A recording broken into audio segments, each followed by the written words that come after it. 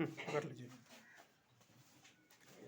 Good morning students. देखिए आज आप लोग को मूलों की प्रकृति बताना निकालना सिखाएंगे, वो भी ट्रिक विधि से। आप लगभग देखिएगा और किसी का ये आपको परीक्षा में 2 नंबर में पूछेगा। ट्रिक विधि से अगर बनाइएगा तो 1 नंबर में होगा, अगर उसको रियल तरीका से बनाइएगा तो 2 नंबर में होगा। उससे पहले आपको ये जानना होगा कि डी के मान हर हालत में आपको निकालना पड़ता है। तो डी बराबर सूत्र होता है बी स्क्वायर माइनस 4ac। इस पर आपको डी का मान निकालना होता है। तो उसका शर्त होता है कि अगर बी स्क्वायर माइनस 4ac बराबर अगर 0 है तो उसके मूलों की प्रकृति होती है, आप उधर थोड़ा सुन जाइए, मूलों की प्रकृति होती है समान और वास्तविक।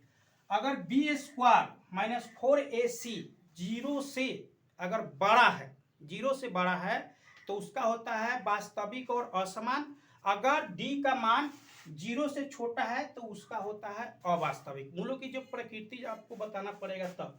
जैसे कि उसका ट्रिक है कि अगर आप डी के मान अगर निकालते हैं, विवेचक का मान निकालते हैं, अगर उसका मान 0 निकलता है तो मूलों की प्रकृति होगी वास्तविक और समान। अगर डी का मान अगर माइनस में निकलता है तो उसका होता है अवास्तविक, और प्लस में निकलता है तब वास्तविक और असमान। यहाँ जो B square minus 4ac D का मान है, तो बी स्क्वायर 4ac की जगह आपको ये भी कभी पूछ देता है, कभी बी स्क्वायर बराबर 4ac भी होता है, इसलिए इसको भी लिखा गया है। और यहाँ डी बराबर आपका 0 है। ये तीनों एक है, ये तीनों क्या है, एक है। यहाँ पे ये दोनों एक है और ये दोनों एक है। इधर देने का मतलब है कि यहाँ पे बी स्क्वायर माइनस 4ac का मान बड़ा है 0 से। 0 से बड़ा कब होगा, जब कोई संख्या प्लस में निकलेगा तब। और 0 से छोटा कब होगा, जब कोई संख्या माइनस में निकलेगा तब। जैसे अगर मान लीजिए कि यहाँ पे 0 डाल दिया और इधर -2 4 6 कुछ भी डाल दिए, ये 0 से क्या हुआ, छोटा हुआ, 0 से छोटा हुआ। तो जब कभी आपका डी का मान निकालते हैं तो डी का मान अगर प्लस में आता है तो वास्तविक और असमान होता है, माइनस में आता है तो अवास्तविक होता है, और डी का मान 0 आता है तो वास्तविक और समान होती है। तो इसके एक दो हिसाब के माध्यम से आपको समझाएंगे, बेहतर समझ में आएगा।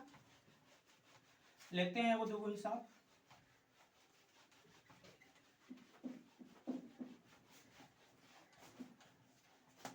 मूलों की प्रकृति लिखने से पहले आपको डी का मान हर हालत में निकालने आना चाहिए।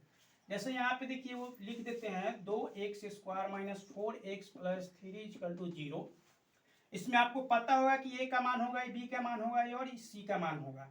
ए बराबर 2, बी बराबर -4 और सी बराबर कितना हो गया 3। तो डी बराबर सूत्र होता है बी स्क्वायर माइनस 4ac, ये होता है। इसको हम हिंदी में विवेचक कहते हैं। क्या कहते हैं, विवेचक कहते हैं। तो डी का मान होता है बी स्क्वायर माइनस 4ac।